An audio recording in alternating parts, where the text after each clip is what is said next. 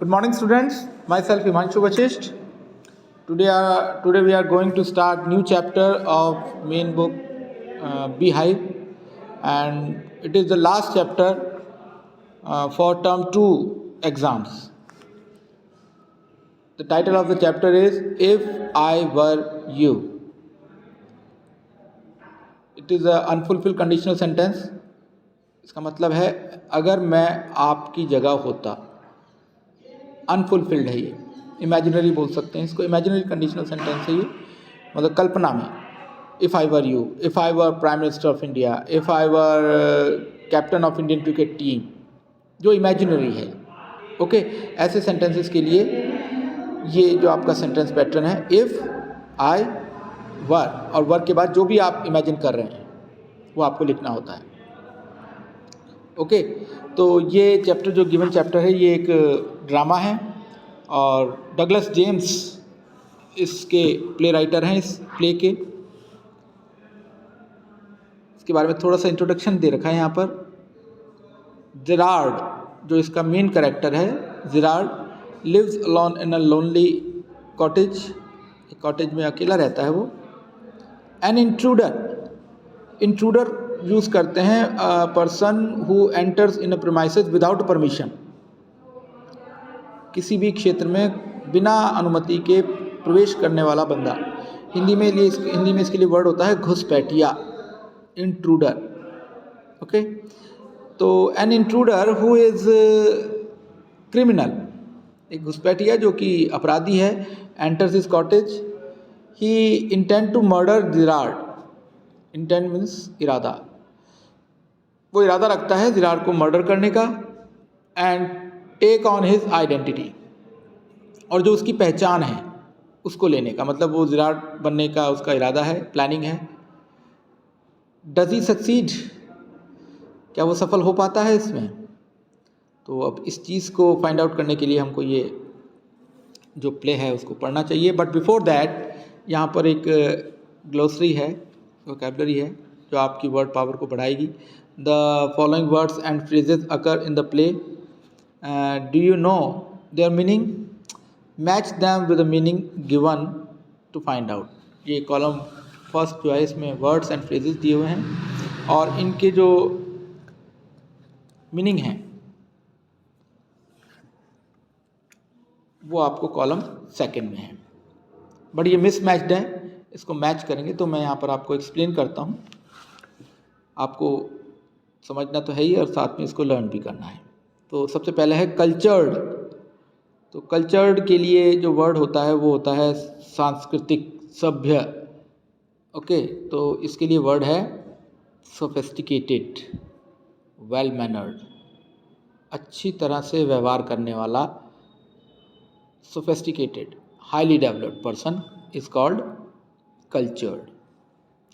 Second is count on. इसका मतलब होता है डिपेंड, निर्भर होना, rely on. Okay, next is exaggerated, sorry my mistake, engaged.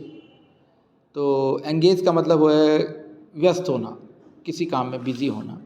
तो ऑक्युपाइड, बिजी. मेलोड्रामेटिक का मीन्स है अति नाटकीय, मतलब जिसमें नाटक ज़्यादा हो, ओवर एक्टिंग, मतलब जो नेचुरल ना लगे देखने में, सुनने में. कोई भी सीन, कोई भी ऐसा सीक्वेंस जो स्वाभाविक ना लगे, ऑब्वियस ना लगे, इसके लिए वर्ड है एग्जिगरेटेड, बढ़ा चढ़ा के बोलना. ये एग्जिगरेटेड के बारे में मुझे ऐसा याद आ रहा है कि मैंने ऑफलाइन क्लास में एक बार एक्सप्लेन भी किया था. एग्जिगरेशन हिंदी में इसके लिए वर्ड होता है अतिशयोक्ति. ठीक है, अतिशयोक्ति मतलब वो किसी भी एक्शन को या किसी बात को बहुत ज़्यादा इम्प्रेसिव तरीके से कहने के लिए हम एग्जिगरेशन जो एक टूल है लैंग्वेज का वो यूज़ करते हैं. जैसे मैं आपको एग्जांपल के तौर पर बताऊं कि हम जैसे किसी भी कड़वी चीज़ के लिए हम बोलते हैं कि साहब ये बहुत कड़वी है. अब अगर उसके साथ हम ये जोड़ देंगे तो बिल्कुल कड़वी जहर है, तो ये एग्जिगरेटेड एक्सप्रेशन है. वो जहर तो नहीं है, क्योंकि जहर खाने से तो इंसान मर जाता है, बट ऐसा माना जाता है कि जो जहर होता है वो कड़वा होता है। तो कड़वेपन को पर एम्फेसिस करने के लिए हमने उसमें जहर वर्ड ऐड किया। तो this type of expression is called exaggeration. तो अति नाटकीय, अस्वाभाविक दिखने वाली चीज़ को बोलते हैं मेलोड्रामेटिक और एक्सग्रेशन। टू बी स्मार्ट, होशियार होना, है नहीं लेकिन होना, तो उसके लिए है a person who pretend means जो शो करता है, नाटक करता है, किस बात का? टू नो अ लॉट, बहुत कुछ जानने का, ऐसे बंदे को बोलते हैं टू बी स्मार्ट। इन्फ्लेक्शन का मतलब है सुर, आवाज़ के अंदर जो उतार चढ़ाव होते हैं, जो हम कहते हैं ना कि जो किसी के बोलने से उसके वे ऑफ टॉकिंग से पता लगता है कि वो नाराज़ है, खुश है, हैरान है, व्हाटएवर, तो वो इन्फ्लेक्शन होता है, वो उसके सुर का, उसकी आवाज़ का उतार चढ़ाव होता है। तो इन्फ्लेक्शन के लिए tone of voice. Wise guy, very simple, an informal way of saying that one is being too clever. Okay. Dandy बस, डैंडी का मतलब होता है डेकोरेटेड, तो डैंडी बस का मतलब हो गया an informal expression for a fashionable vehicle, इसको काफ़ी सजाया हुआ हो, सजावट की हुई डेकोरेटेड व्हीकल के लिए यूज़ किया गया है डैंडी बस। उसके बाद है ट्रेड्स पीपल, तो व्यापारियों को बोलते हैं जो ट्रेडिंग करते हैं, merchants. Okay. Next is gratuitous. Gratuitous जो है ऐसे काम को बोलते हैं जो अननेसेसरी है, अनावश्यक है, और न सिर्फ अनावश्यक है, अननेसेसरी है, बट ऑल्सो हार्मफुल भी है। ऐसे टास्क को, ऐसे काम को बोलते हैं ग्रेट्यूटस। डॉज मीन्स अवॉइड, अवॉइड करना किसी को, बचना किसी से। लकी ब्रेक, ब्रेक मिलना मतलब कि कुछ जो चल रहा है सिस्टम उसके अंदर कुछ चेंज आना और वो लकी है, तो एक बेटर अपॉर्चुनिटी को हम लकी ब्रेक बोल सकते हैं। तो इसमें है an unexpected opportunity for success, that is called lucky break. And Sunday school teacher, ये अमेरिकन इंग्लिश है। A person who, sorry, a Christian religious teacher, एक ईसाई धर्म की शिक्षा देने वाला अध्यापक, हु टीचेज ऑन संडेज, जो रविवार के दिन, जैसा कि आपको पता है कि जो क्रिश्चियंस होते हैं उनके लिए संडे जो है एक बड़ा स्पेशल डे है, उस दिन ये चर्च अवश्य जाते हैं। तो संडेज़ को जो वहाँ पे जो रिलीजियस टीचर होता है, जो रिलीजियस टीचिंग देता है, उसके लिए यूज़ किया गया है संडे स्कूल टीचर, क्योंकि संडे को तो स्कूल बंद होते हैं बट जो चर्च है वो ओपन होता है। And the last word is frame. Frame का मतलब जाल, ट्रैप। वैसे तो फ्रेम जो होता है वो जो फ़ोटो फ्रेम होता है, एक सांचा, एक जिसके अंदर फ़ोटो फिक्स की जाती है, उसके लिए होता है जनरली, बट यहाँ पर जो इसके जो यूज़ किया गया है वो एक जाल के लिए यूज़ किया गया है, किसी योजना के लिए। अब यहाँ इसके बाद हमारा ये चैप्टर स्टार्ट होता है, सीन है। सीन को समझने की कोशिश कीजिए। Okay. A small cottage interior, एक छोटे से कॉटेज का मतलब छोटा सा मकान है, कमरा है, उसका अंदर का दृश्य है, interior. There is an entrance, back right, दाईं तरफ पीछे की तरफ एक प्रवेश द्वार है, विच में बी कर्टेन, इस पर पर्दा लगाया जा सकता है। मतलब नाटक है तो इसको आपको स्टेज पे प्ले करना है, तो जो भी सीन क्रिएट करना है तो एक गेट बनाएं, उस पर आप पर्दा लगा दें। Another door to the left, और बाईं तरफ जो है एक और दरवाज़ा है, must be a practical door, ये यूज़ में आने वाला दरवाज़ा है। ये जो फर्स्ट वाला राइट वाला ये यूज़ में नहीं आता, वैसे इस पर पर्दा लगा हुआ है। द फर्नीचर इज़ सिंपल, जो वहाँ पे सामान रखा हुआ है, कुर्सियाँ वगैरह, वो बिल्कुल सिंपल है, कोई ज़्यादा गॉडी और गॉर्जियस और काफ़ी एक्सपेंसिव और सोफिस्टिकेटेड नहीं है, सिंपल है। कंसिस्टिंग अ स्मॉल टेबल, एक छोटी सी टेबल है, टूवर्ड्स द लेफ्ट, बाईं तरफ रखी हुई है। एक चेयर है और एक या दो चेयर रख सकते हैं आप स्टेज पर सीन क्रिएट करने के लिए। एंड दीवान, दीवान आप समझते हैं, एक बॉक्स होता है बड़ा सा बेड की शेप का, और उसके अंदर हम सामान रख सकते हैं कुछ भी, और उसके ऊपर गद्दा, मैट्रेस होता है, उसको बोलते हैं दीवान। आप सबके घरों में होगा भी, और नहीं है तो आप आइडिया लगा सकते हैं जो मैंने बताया उसके बेसिस पर। पलंग की तरह ही होता है, बट पलंग के नीचे का स्पेस खाली होता है, ये कवर्ड होता है। उस कवर्ड स्पेस में हम कुछ भी सामान रख सकते हैं, ऊपर गद्दा लगा होता है। तो एंड दीवान रादर अप, पीछे की तरफ एक दीवान रखा हुआ है, rather up stage on the right, दाईं तरफ। ऑन द टेबल, और टेबल के ऊपर क्या है, अ टेलीफोन, एक टेलीफोन रखा हुआ है। तो ये सीन आपका जो फर्स्ट सीन है प्ले का, उसका बताया है कि कौन कौन सी चीज़ कहाँ है। वैन द कर्टन राइजेज, अब पर्दा उठता है। जिराड जो सेंट्रल कैरेक्टर है इस ड्रामा का, इस नाटक का, standing by the table, table के पास खड़ा है, and making a phone call कर रहा है। He is of medium height, मतलब उसकी हाइट ना तो बहुत कम है ना ज़्यादा है, मीडियम हाइट है।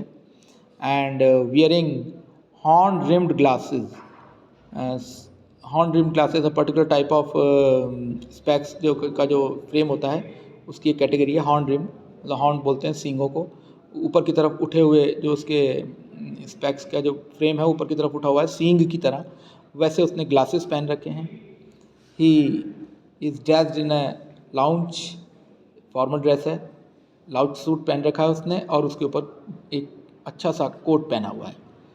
हिज वॉइस इज़ कल्चर्ड, उसकी आवाज़ जो है बहुत ही वेल मैनर्ड आवाज़ है, पढ़ा लिखा और बड़ा सोफिस्टिकेटेड सा लग रहा है उसकी बोलने के ढंग से।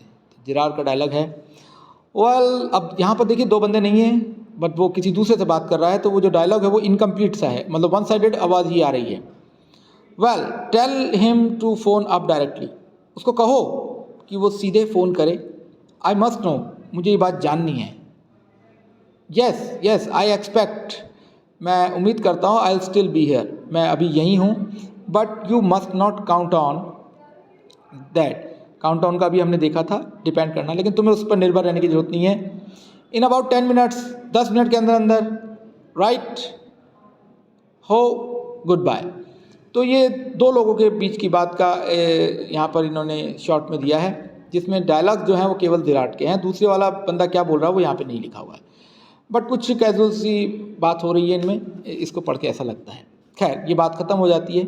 ही puts down the phone and goes to divan, दीवान की तरफ जाता है। ऑन द लेफ्ट, जो पहले बताया लेफ्ट साइड रखा हुआ है, where there is a travelling bag, वहाँ पर एक ट्रैवलिंग बैग, मतलब जो ट्रैवल करते वक्त हम बैग लेके जाते हैं, वो रखा हुआ है।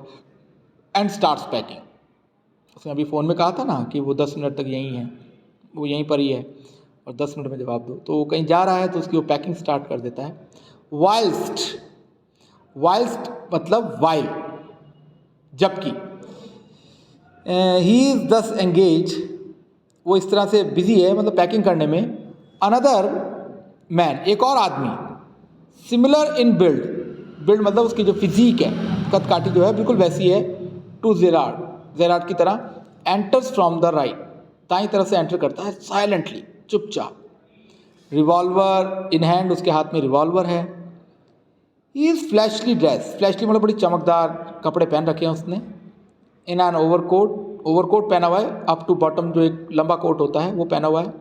एंड सॉफ्ट हैट, ये देखिए यहाँ पर ये इसको दिखा रखा है, ये ओवरकोट होता है, ये पूरा यहाँ से लेके नीचे तक, नी के नीचे तक जाता है, और ये सॉफ्ट हैट है, राउंड नेक, राउंड हेड जो होता है, और हाथ में रिवॉल्वर है उसके, भगवान जाने क्या करने वाला है ये। ही बम्प्स, बम्प्स का मतलब होता है स्ट्रक, टकराना, accidentally against the table, and at the sound Gerard turns quickly, और जैसे आवाज़ होती है जिराड एकदम पीछे मुड़ता है। अब दोनों का डायलॉग चल रहा है। इंट्रूडर का नाम नहीं है तो यहाँ पर इंट्रूडर ही लिखा हुआ है। जिराड प्लीजेंटली, व्हाई, क्यों भाई, this is a surprise mister. अब ये जो ER है ये कोई वर्ड नहीं है, मतलब ये हम कई बार बात करते हैं, उसने बोलते हैं ना, उसने ऐसा अब ये जो की जो साउंड है ये वो है, क्योंकि उसका नाम तो उसको पता ही नहीं था, तो मिस्टर, उसके बाद वो अटक गया। तो intruder, I am glad you are please to see me, मुझे खुशी है कि आप मुझे देख के खुश हुए। I don't think you will be please for long, लेकिन मुझे लगता नहीं आप ज़्यादा देर तक खुश रह पाएंगे। Put those pass up, pause कहते हैं पंजों को, अपने पंजे ऊपर करो, मतलब हैंड्स अप।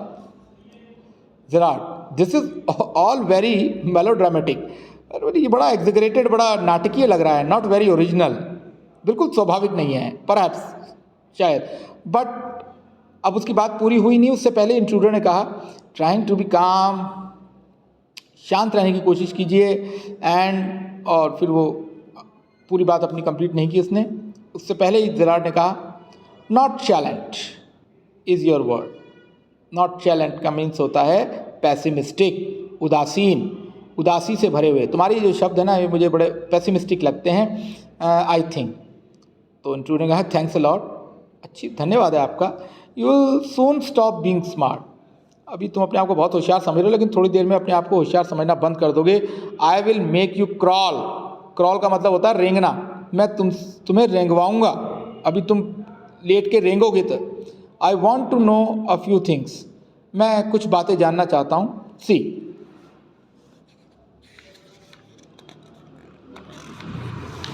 पेज टर्न करेंगे तो जेरार्ड ने कहा एनीथिंग यू लाइक, आप जो जानना चाहते हैं। मतलब वो अपना देखिए कॉन्फिडेंस लूज नहीं कर रहा है, आराम से बात कर रहा है, उसके हाथ में बंदूक है। फिर भी I know all the answers, मैं सब जवाब जानता हूँ, but before we begin I should like to change my position. लेकिन इससे पहले कि हम शुरुआत करें, मतलब आप पूछना शुरू करें और मैं बताना शुरू करूँ, मैं अपनी पोजीशन चेंज करना चाहता हूँ। स्थिति जो मेरी है, यू मे बी कंफर्टेबल, आप आराम से बैठिए, आप आराम से हो सकते हैं, बट आई एम नॉट, लेकिन मैं नहीं हूँ। आपने मेरे हाथ ऊपर करवा दिए, ये वो कहना चाह रहा उसको। तो इंट्रूडर ने कहा सिट डाउन देयर, ठीक है बैठ जाओ। एंड नो फनी बिजनेस, और कोई मजाक वाली बात नहीं है। Motion to a chair, motion का मतलब होता है इशारा करना, कुर्सी की तरफ इशारा किया। And sits himself on the divan by the bag, और खुद बैग के बगल में दीवान के पास बैठ गया, दीवान पर बैठ गया, sorry. Now then we'll have a nice little talk about yourself. अब हम कुछ तुम्हारे बारे में अच्छी अच्छी बातें करते हैं। तो जेरार्ड ने कहा at last a sympathetic audience, आखिरकार एक सिंपैथेटिक, एक दयालु, करुणा रखने वाला श्रोता तुम्हारे पास है। I will tell you the story of my life, मेरे जीवन की कहानी मैं बताता हूँ। How as a child I was stolen by the gypsies, कि कैसे जब मैं बच्चा था तो मुझे जो जिप्सी होते हैं, जिप्सी कहा जाता है जो घुमक्कड़ प्रजाति के लोग होते हैं जिनका कोई घर वगैरह नहीं होता है, वेगाबॉन्ड्स, उनको कहा जाता है जिप्सी। कि मैं जब बच्चा था तो मुझे जिप्सीज ने चुरा लिया था, मेरा अपहरण कर लिया था। And why at the age of 32 I find myself in my lonely Essex cottage, और अब मैं अपने आप को 32 साल की उम्र में इस छोटे से कॉटेज में अकेला पाता हूँ। हाउ, मतलब वो अपने बारे में बताने लगा, उसको बातों में एंगेज करने के लिए। तो इंट्रूडर का keep it to yourself, ये बातें अपने तक रखो, and just answer my question, और जो मैं पूछ रहा हूँ उनका जवाब दो। You live here alone, question पूछा उसने, तुम यहाँ अकेले रहते हो। Well do you, I am sorry, I thought you were telling me, मैंने सोचा कि आप मुझे बता रहे थे। नॉट आस्किंग मी, ना कि मुझसे पूछ रहे हैं। A question of inflection, your voice is unfamiliar, आपका सवाल से ऐसा मुझे फील हुआ, ऐसा साउंड हुआ आपके पूछने के ढंग से। योर वॉइस इज़ अनफेमिलियर, तुम्हारी आवाज़ जो है बहुत ही अनफेमिलियर सी, अनजानी सी महसूस होती है। तो एम्फेसिस देते हुए, जोर देते हुए उसने कहा do you live here alone, क्या आप यहाँ अकेले रहते हैं। And if I don't answer, उसने कहा कि अगर मैं जवाब नहीं देता हूँ तो उसने कहा you have got enough sense not to want to get hurt, तो तुम्हारे में इतनी अकल तो होगी, सेंस का मतलब बुद्धि, you have got enough sense not to want to get hurt, कि तुम अपने आप को नुकसान नहीं पहुंचाना चाहोगे। उसने कहा ना कि अगर मैं तुम्हारे इस सवाल का जवाब नहीं दूँ तो क्या करोगे तुम, तुम्हारे में इतनी अकल तो होगी कि तुम अपने आप को नुकसान नहीं पहुंचाना चाहोगे। ओके स्टूडेंट्स, आज ये चैप्टर स्टार्ट किया है, और इसमें आपकी जो स्टार्टिंग की जो ग्लोसरी है उसको आपको बताया, और थोड़ा सा इंट्रोडक्शन दिया भाई क्या सीन है, इसके बाद क्या होता है ये हम नेक्स्ट क्लास के अंदर देखेंगे। Thank you for watching video, see you next time, good bye.